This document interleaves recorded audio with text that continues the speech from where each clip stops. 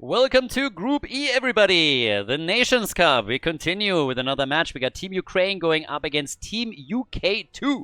So yes, we have two teams from the United Kingdom, which is actually quite amazing because I personally wasn't sure we would get a single one, and all of a sudden we had two. But the Nations Cup, again, we have a huge tournament here, $10,000 of prize money, 28 teams that signed up from 17 different nations, so pretty epic stuff here.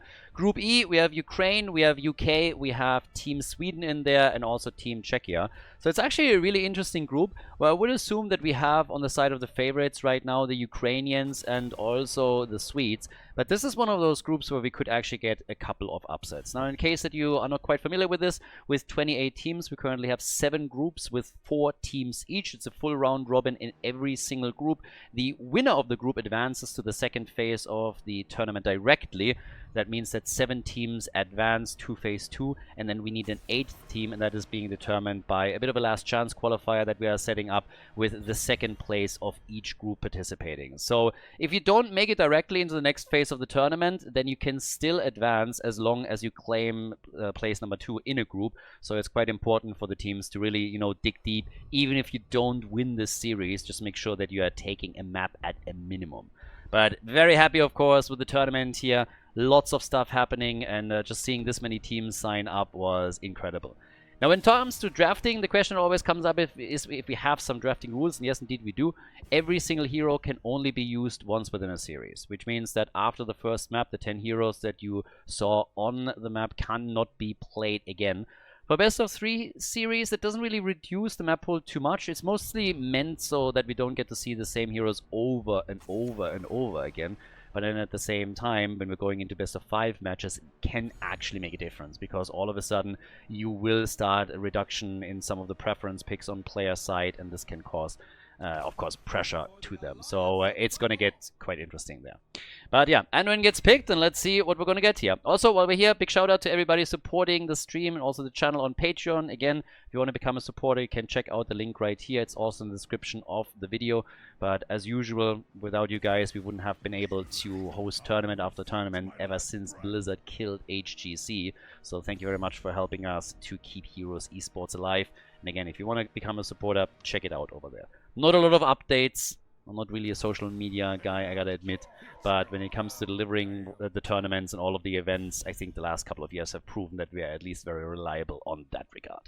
Now, heading into the draft from game number 1, we get Anduin, Tychus, and Garrosh for the UK team, Blaze and Rega for the Ukrainians, and it should be an interesting one here. Lopaka, obviously, probably the strongest player, the captain right now. I mean, he's the one coming straight into the draft. On the ban side, it doesn't really come as much of a surprise to see that we now have Falstad banned out, for example. So, yeah, Maiev also eliminated pretty quickly here. And then with Team UK having the last ban for now, let's see what we're going to get from them. But having Garrosh and Tychus, honestly, every single time I see the two of them paired, I want Tychus to go into an auto attack build. It's just, I just love it. When we have Tychus adding stacks and stacks and stacks on in the rhythm, and somebody like Garrosh gives him opportunities to stack quickly by throwing somebody right next to him or behind him, that can be pretty epic. It's fun to watch, but of course for most players it will still be Master Assassins on level 4. We will see more of a focus onto the grenade build, but there is a chance that this is a focus in auto attacks regardless, so we'll see. Muradin and Junkrat for the blue team. So we got lots of stuns already, lots of CC from Junkrat, but also that Stormbolt from Muradin and the jet propulsion from Blaze. And here comes D.Va, and I actually like this as a pick, because if you've paid attention to Heroes of the Storm in the last couple of months, you know that Virgil essentially means that D.Va is going to get played. Virgil loves his D.Va. In game number 1, they didn't pick her because Blaze was available, but with Team UK taking her right now, that means that they claim D.Va for themselves, attempted zone control on the Shrine, but they're also picking it away from Virgil, who is probably not happy with what the red team just did. They go for Sylvanas, and the last pick for the red team was Alarak, of course. So without further ado, ladies and gentlemen, game number 1 in the best of 3 series here in Group E in Inferno Shrines. Team Ukraine on the left in blue, ladies and gentlemen, going up against the UK. We have Lopaka on Sylvanas for the Ukrainians. Roby Kenobi with Rhaegar. Virgil on Blaze. We got Yoshiro on Junkrat and Blu-ray on Murden.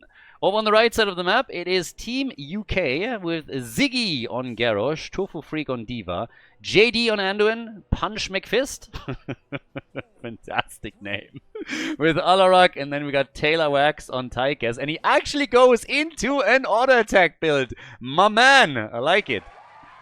Alright, is it the best choice? I don't know, debatable, but is it going to be fun? It definitely is. Now, oh, Virgil! Virgil is a little bit salty that he didn't get his Diva, so he immediately went on full aggression and it nearly backfired on him. But Ziggy! Yeah, Ziggy is the one to fall, so first blood is already in. Now, a couple of things to talk about. I don't think I mentioned it just yet, but obviously for some countries we have multiple teams that signed up. UK has 2 teams, Germany has 3, we have several French teams, a couple of Polish teams too. And generally speaking, the number behind the team relates to their seeding position. We asked all of the teams after everybody signed up who they expect to be the strongest teams. That formed a little bit of an unofficial ranking that was used for seeding. Not strictly, there were other factors that came into play there as well. But again, we took that obviously into consideration. A lot of the teams were scrimming before the tournament started and therefore had a good idea of who was strong, who was a little bit weaker than expected. And we used that to apply the numbers to the team. So generally speaking, the expectations from all of the players were always that Team UK2 is the weaker one of the 2 teams from the United Kingdom. But upsets can always happen, and some of these teams are actually very close in skill level as well. So just as a bit of a side note for everybody that is watching this and is not quite sure how the teams are numbered, so that hopefully clears that up a little bit for you. Right now, the Ukrainian team coming into this, they are definitely they're their favorites for sure. They come in with a lot of tournament experience, especially on the side of Lopaka. Now, obviously, since this is a Nations Cup and not just a tournament where you can play with a couple of friends and people that you have a lot of experience with in the past, it changes the equation a little bit and means automatically that teams might not always vibe together fully. But on the blue team side, we have experienced players that should have a bit of an edge here. As I said, though, Group E could be one of those groups where you might see a couple of upsets. So I don't want to call this one too early. With 2 kills to 0 for Team Ukraine, the blue team has at least opened up quite nicely. Leading XP, nearly a level by now. As expected, after the level 1 talent, we now get in the rhythm for Tychus. So the idea here is really to get him to a point where his minigun duration is essentially lasting half the fight. And for that, Ziggy will need to get some connects. He needs to basically throw some heroes close to Tychus or into the team that will allow Tychus to get a full duration through with this minigun. And especially after a couple of plays in the early game, that should give him a nice head start and then allow him to stack during those team fights a lot more aggressively. So if you are able to get to a good amount there, for example, instantly coming in and getting really nice numbers out of this, yeah, gets 9. Could have maybe even gotten a little bit more, but you repeat that a few times and then you should be off to the races. And currently, the red team is actually not doing too bad on the objective. You can tell that Team Ukraine is showing a lot of respect here. They want the early level 7 talent, but they're falling behind on the objective. There's the flip on the Diva bomb. Nice throw by Garrosh. Didn't result in a kill, but it certainly resulted in the blue team having to fall back. And this is the first Punisher that we're going to get here. So Team UK walks away with objective number 1.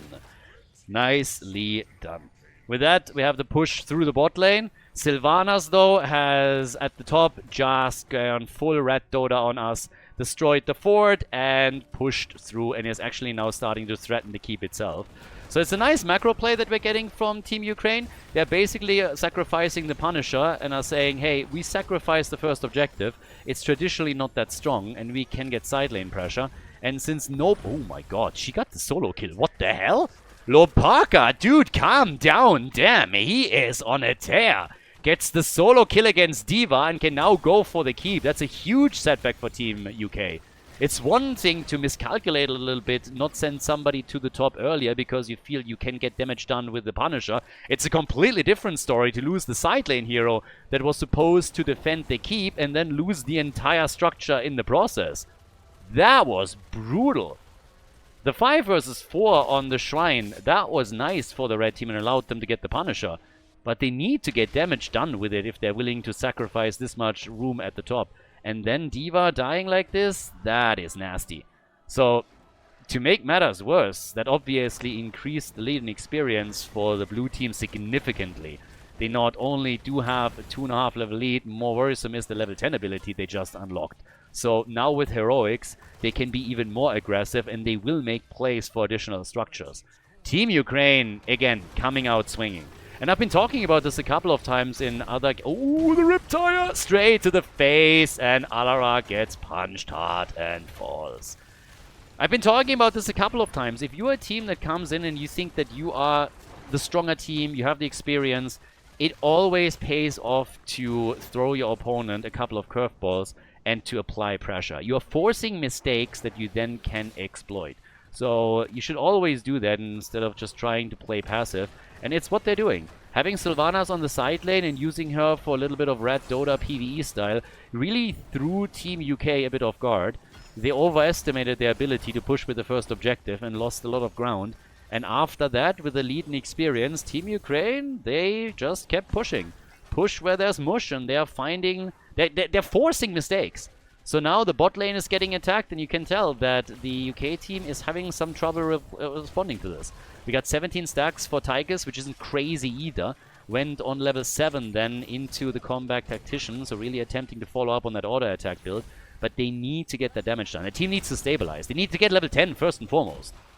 Level 10 is really necessary for them, or it's going to be lights out. The problem is also, look at Lopaka and his stacks on the baseline. That's crazy. He is now sitting at 343 stacks 7 minutes into the game.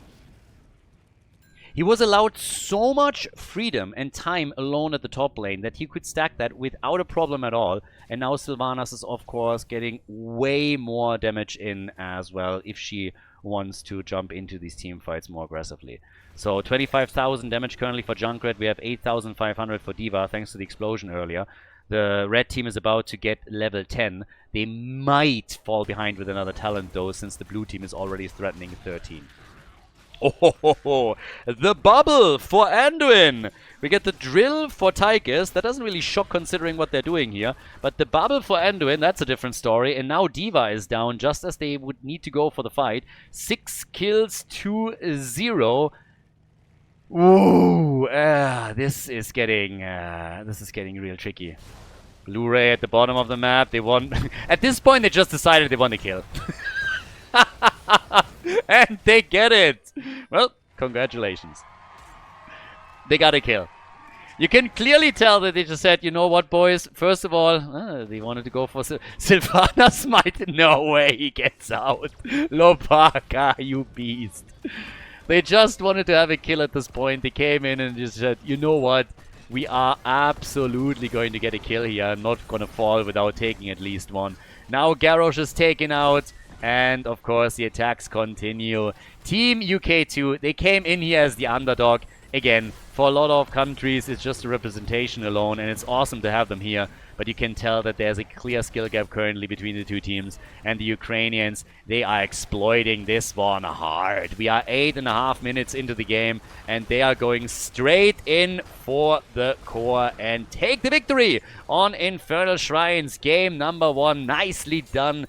GG. And well played. I hope all of you are enjoying the Nations Cup. We have an awesome event going on right now and it's lots of fun. Please keep in mind though that events like the Nations Cup, like the Bounty Cup and Meta Madness are only possible through private supporters, through Patreon supporters, and through partnerships that we have on the channel, campaigns that we're doing with them. And right now we actually have a campaign going on that will last for quite a bit of time, and you can right now support the channel for free by just investing a couple of minutes. It's really just taking a moment. All you gotta do is follow the instructions in the description of the video, download Opera GX through the link that you can find in the video description, and then use the browser to watch a couple of YouTube videos, maybe watch the live stream, or just some general browsing. It's already supporting the channel immediately. Again, it's a very nice browser as well. It has an integrated VPN, which is of course super helpful. You have a lot of themes going on that are targeting gamers and lots of other features. Just experiment with it a little bit, use it in your daily for a bit, and that's all you gotta do to support the stream. It's super easy, super fast, takes a minute or two, and you support not only the stream here, but also future tournaments that we're going to host. So I would really appreciate it if you could use a couple of minutes of your time to do exactly that. Thanks a lot for watching, guys, and enjoy the rest of the tournament. Towers of Doom! Team Ukraine pulled ahead. Now, a little caveat here, as the United Kingdom team is struggling. They are the second seed team from the United Kingdom. So, little caveat here. Still a great effort by the blue team. And you can tell that they came in with the experience. I mean, it's not the first time that we've seen a Sylvanas go for a side lane push while an objective is up, specifically when it's the first objective. It's not even a play that we only see with Sylvanas. Oftentimes you have just a team splitting two heroes topside, could be a Greymane or whatnot, and then go for structural damage. And the idea is always to offset a little bit what you're gonna suffer once that the Punisher gets claimed by the opponent's team. But the red team clearly underestimated the push power of Sylvanas in that situation, and then when D.Va got killed trying to defend the top lane, it got worse and worse and worse. So, as is, very nice start into the series by the blue team. Now that we're heading into game number 2, obviously the 10 heroes that were played before cannot be played again. So Team UK doesn't have to ban out Sylvanas or anything of the sort. She can't be picked again. We still have the same bans. So they're just looking over at the red team and they're like, well, Falstad, Maiev, not gonna happen for you boys. Not gonna be a thing. So they go for Hogger first. We're heading to Towers of Doom right now. This was actually the map choice by the red team. And they banned out... Oh, Sniper Comp! I like it. There are a couple of reasons why I really enjoy this. First of all, a lot of the guys that you see currently on the red team, they're actually playing in Heroes Lounge. And for years and years and years, whenever I casted the amateur scene, I've been preaching to go for easy to execute team compositions. And I always highlighted as one of those Varian Stukov plus Mage. Because it's just easy to execute. If you practice as a 5-man, as a 4-man, even as a 3-man, you can get a lot done with this. Does that mean that they're now automatically going to win against Ukraine? Obviously not, but it's cool to see that more and more teams starting to adapt this, because it's just an easy thing to execute, and it will give you a better chance at winning. You go in with your Variant Taunt, Stukov with a Lurking Arm, and then you just unleash all the damage you can onto the target. If you're using that with a stack in, let's say, Battleland, for example, in just your typical Q match, then you can do a lot there. If you use that in the amateur scene, you might really surprise an opponent that is just not prepared for it, or you have the better execution. Either way, the whole goal is to get some easy kills and then try and snowball it from there. This has obviously been around for years, so a lot of teams are able to deal with it, and we now have Mal'Ganis picked by Ukraine, which also means that they could easily try to ruin some of these plays that are supposedly going to be made here now in the second map by the red team. But we'll see. I at least like when teams come in and they clearly have a plan. They clearly have a strategy that they're trying to execute and try to just simply work that out on a mechanical level. So, Li Ming as the damage dealer, Zul comes in too. I think this was actually played the first time in HGC back in the days. I don't really remember the name of the team, but it was one of the Frenchie teams that played it first. They used Li Ming, Greymane, Varian, and Stukov in order to execute that. And I think they were able to win a series thanks to it, but all of the HGC teams very quickly adapted to it, and then it became much harder to play that out. The reason simply because it became predictable. But now we have Zul, so he's going to contribute on the side lane, middle to top. He will rotate there, ensure that he's going to get all of the minion experience and get the wave clear. We get Hanzo, we get Leo, so that completes the lineup for the blue team for map number 2. Match point, obviously, for them. This is a best of 3 series, after all.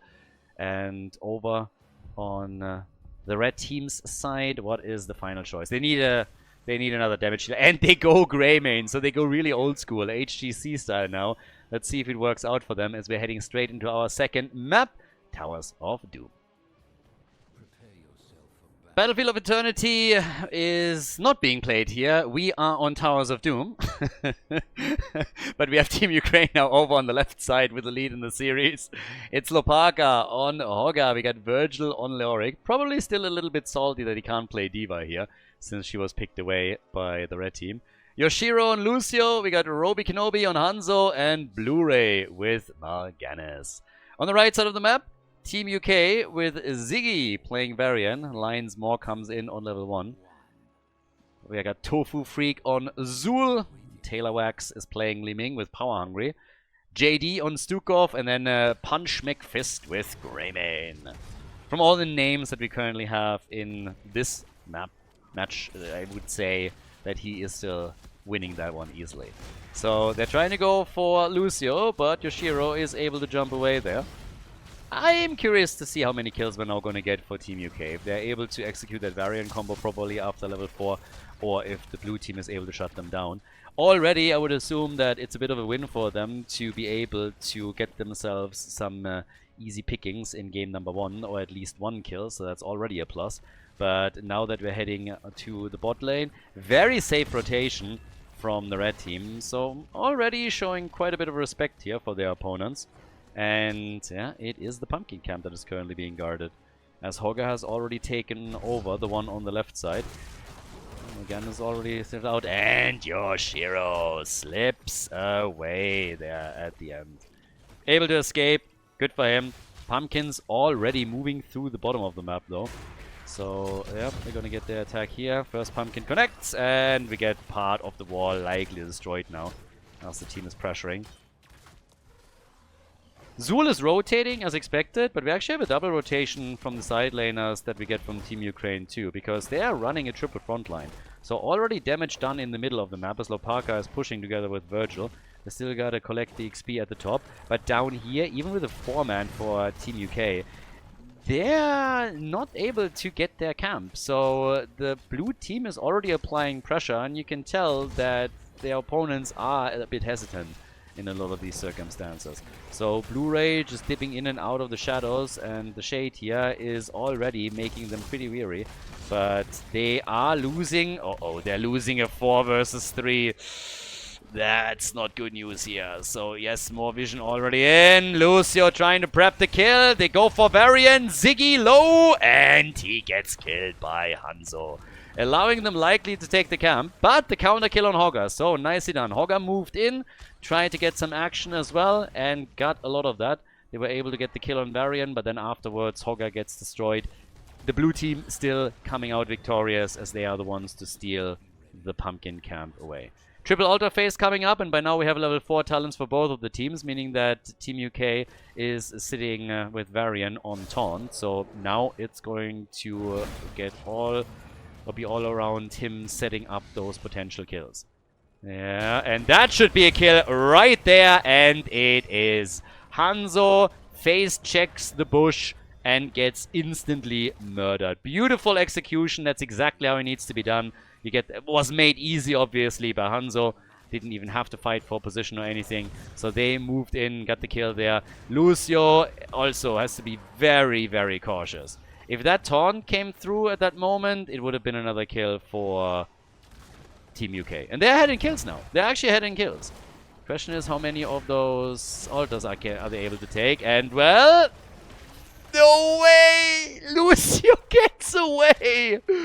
They were so close to killing him, and now it's Li Ming who is in danger. She's still able to get out. Zul has gotten the altar at the top. Greymane gets away. But that gives enough space for the blue team to get themselves the altar at the bottom of the map. So with level 7 talents as an advantage, that was more or less inevitable once they locked it in. We have for Lucio now the boombox, and the attack in the middle. It costs Zul his life. Zul gone. Kills 2 versus 2.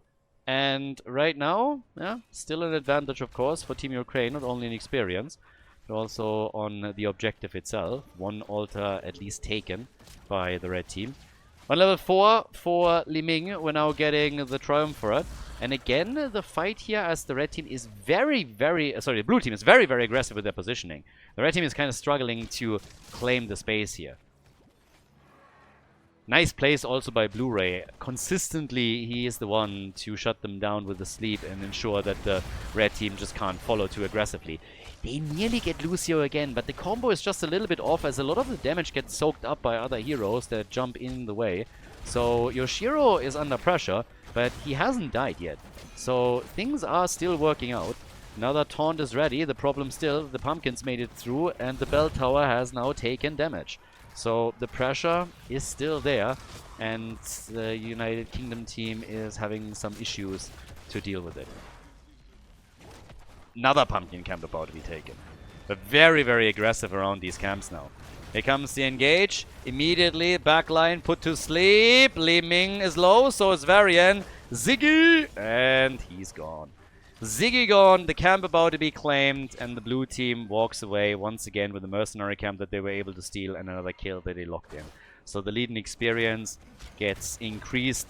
They are now on 3 kills to 2, and more worrisome is the level 10 ability that they're going to get in just a second. So here comes the attack, and this should be the first bell tower conversion in the game. Especially with Stukov now also eliminated. Level 10 kicks in. The arrow misses though. Zoning arrow, saving the good ones for the next game. And yeah, that's a bell tower basically. If they want to push for this, that's going to be a bell tower. Wait for the next minion wave and then go for it. The altar spawning at the bottom of the map. They will get a few more shots. They're trying again for Varian, and he's in trouble once more. Bell tower is taken. Varian is on the run. The arrows of Hanzo fly a little bit faster, and that means that he is out. So altar at the bottom of the map is this time going to deliver 5 shots against Team UK. We have... Did even some pumpkins make it through? No, not yet. Alright, so yeah. Shots fired over here, and let's put them down to 23. Top side, yeah, we're seeing Leoric also trying to attack the wall here a little bit. Still dealing nicely with experience, as Hogga is now pushing in the middle of the map. The rest of the blue team designated defenders at the bottom of the map in an attempt to keep the bell tower on their side. Even full arrow build now, orb build now with Zay's Vengeance on level 7. So... ult used by... Oh, that arrow! First Mal'Ganis with his ult, and then Hanzo locks in the stun. So they're keeping them at bay, and they are giving more and more time to Hogga in the middle of the map, after the wall has now been destroyed, to start taking down the second bell tower. Level 10 is finally ready. Finally. We get this integrate. No Nubarak, no Cocoon. This integrate nonetheless. So it's all about a range build that is being played here. No Calamity, not going into missiles, but instead just really full brrrr laser show from Li Ming as she uses this integrate and also Zay's Vengeance on 7. So they're trying to keep her at a distance, which might actually result in her going for Glass Cannon even. Not your typical build, but we'll see if that is going to yield any advantages for them. For now though, they want to retake that bell tower. They are continuously applying pressure, but Li Ming is low. And Greymane might be in trouble too. Again, the ult from good old Mal'Ganis. Keeping himself alive and keeping the sustain ready. Leo, that entomb could be brutal if he hits it. Yeah, you gotta be careful. Oh, the zoning arrow! Roby Kenobi! Having a drink or two before the match. He's seeing double and he's hitting the wrong ones. Every arrow you miss, you have to drink a shot. It makes things interesting. So, yep, that Ukrainian vodka is apparently doing some good work over here for the red team. And there's the kill! Finally! Lucio is getting eliminated, and that is the 3rd kill for Team UK. And now they're trying to get that bell tower back, and what do you know? They actually claim it. Now, we still have at the top Hogga just enjoying life and destroying not only minion waves, but also more hit points on the fort itself. But the UK team now trying to be aggressive. They know that they have a numbers advantage. They might be behind 2 levels in a talent, but they want to get something done here, and they should. So they're going to steal the opponent's pumpkins away. Let's see if they can get a win here. No taunt right now. Oh, and Greymane comes in and rips Hanzo apart. Nicely done. Greymane falls a second later. They try to go for Leorki and he gets saved. Yeah, Lucio back to business, allowing them to keep him in play. Ziggy, poor Varian is getting fully swarmed here. And Li Ming is trying to take advantage and just fire away, but Varian dies regardless. But they are fighting back here. I mean, they're doing as well as they can, and more kills are coming together. The Ukrainian team is just a little bit too strong. These guys are wrecking it right now. They take Stukov down, they eliminate Zul, and now they have again a chance to go for some of these bell towers. Not even mentioning the altar that is, of course, now popping up at the bottom of the map. Single altar for now. Li Ming is sitting at 21,000 damage. We have 37k already, though, for Hanzo on the blue team side. And now, down here at the bottom, the attack straight towards the next pumpkin camp. And if you look at experience, you can clearly tell that the blue team is way ahead now. In minion experience alone, they're leading by 7,000. Not even accounting for the advantages that they got through the destroyed structures or mercenary camps. So, yeah, side laning is doing wonders for them. And the red team is trying to 5-man from here on out. But that abandons the mid and the top lane. The altar, not even interrupted, is instantly taken here. The red team wants kills. They want to take a couple of the heroes out, but Leo is about to take another bell tower at the top. And Li Ming dies! No, it's a 3 versus 5, and Li Ming falls, and now Hogger joins the fun, making it an even battle, and they're getting absolutely murdered. Stukov is down, and now it's a party. Everybody dead or dying. Mal'Ganis at least falls, but it's obviously going to cost Varian his life too, and it's a 5-man team wipe. Bell tower at the top has already been taken. Here in the middle, Leoric is going to claim the next one, and they go for the full barrage here. Li Ming is already back, probably going to try and stop it from happening at the bottom of the map, but the pressure is there. The next phase is a triple altar phase, and while Li Ming is trying to stop them, this is looking very, very much like the barrage is going to start in just a moment. And then obviously afterwards we're going to get the shots fired too. Li Ming with glass cannon, by the way, as already speculated earlier, but now the shots get fired one after another. They're jumping to the top trying to stop it, but this just hurts. The core already down to 12 points, and more shots will come through, and there is a triple altar phase coming up. So yep, this is going to be a problem. If 2 of these are now being channeled by Team Ukraine, game's over. Series is over. So we'll see what they can do here. Team UK has to throw everything that they have against their opponents, but they're 3 levels behind, and they are 1 talent behind, which obviously makes things a lot worse for them right now. Big arrow! Huge arrow! And the kill on Zul and Stukov as a result. The team on the run, and Greymane now dead as well. Nicely done, and the channels are happening. This is game right here, right there. 20 kills to 5 as Team Ukraine beats the United Kingdom and takes the victory in this series in Group E of the Nations Cup. GG, well played.